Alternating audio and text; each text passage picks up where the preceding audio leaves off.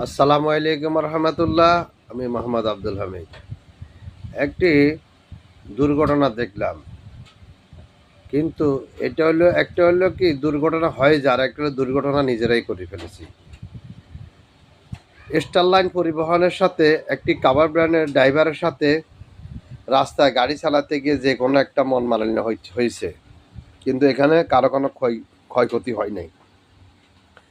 তাই Starline ড্রাইভারেরা cover ব্র্যান্ডের ড্রাইভারের পায়ের রক কেটে দেওয়া হয়েছে।